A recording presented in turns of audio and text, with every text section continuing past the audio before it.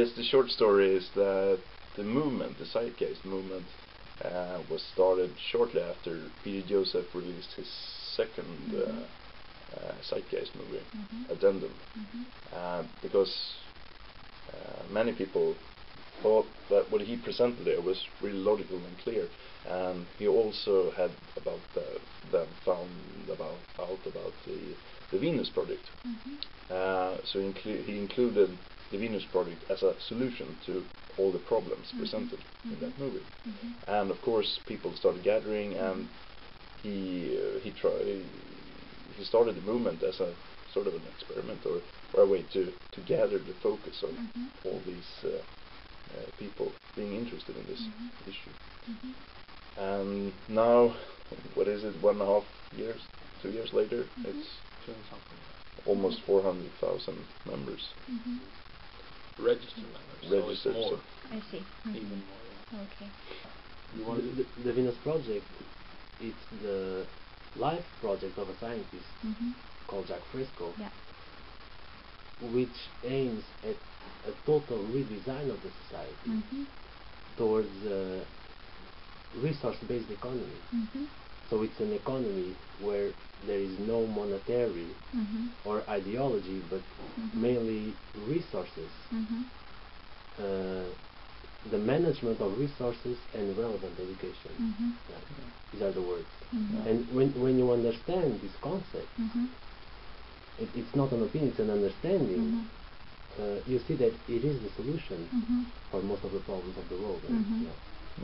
And mainly the Venus Project advocates the use of technology for social concern.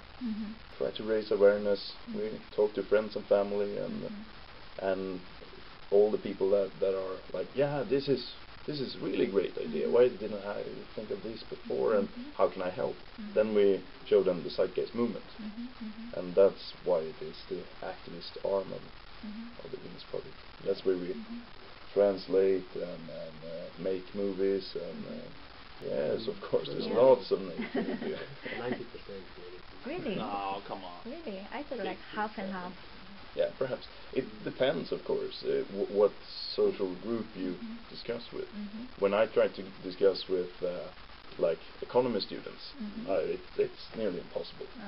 But then there's people interested in sustainable development, and of course it's easier to understand them. So it depends.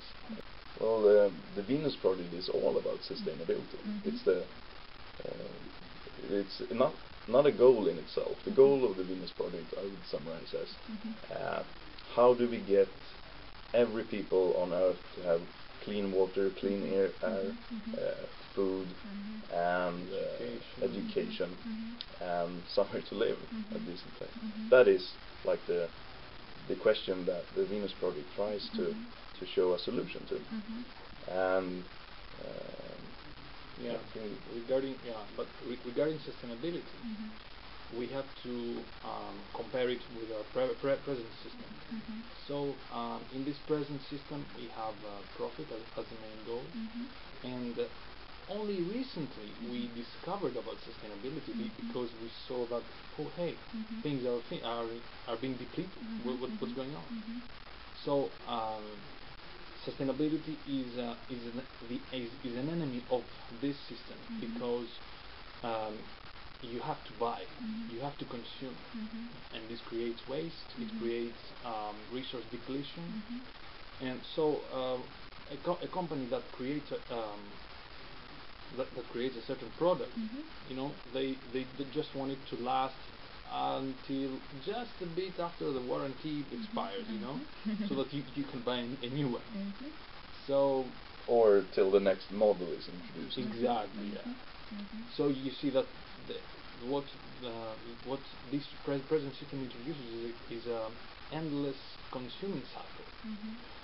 But this creates unsustainability. I don't know if it's the opposite word. But if you want sustainability, you have to take away this cycle. You have to work on products that last as long as possible, and you have to research to have materials that are 100% recyclable. And designs that are recyclable as well. Exactly, yeah.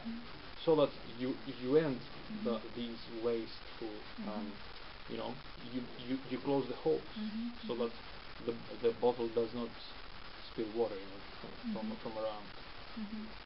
So sustainability is built in the Venus project's propositions. No, that's what I believe is unique with the Venus project, is that it is about the social aspect, that you have to change the values of people for anything to ever happen, to develop in this fantastic way.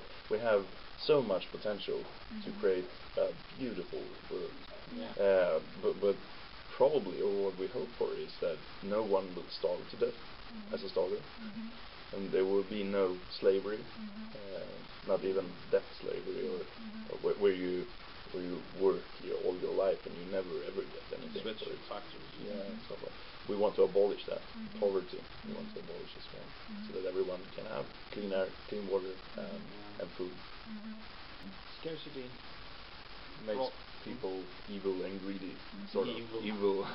But many people believe that sort of our behaviors are almost hard-coded into our nature. We have chickens. One group you give almost no food at all. When you drop food in there, they're gonna fight and kill each other to have that small piece of corn or whatever. And then you have the control group where you give them an abundance of food, and they are evolving personalities and are just happy.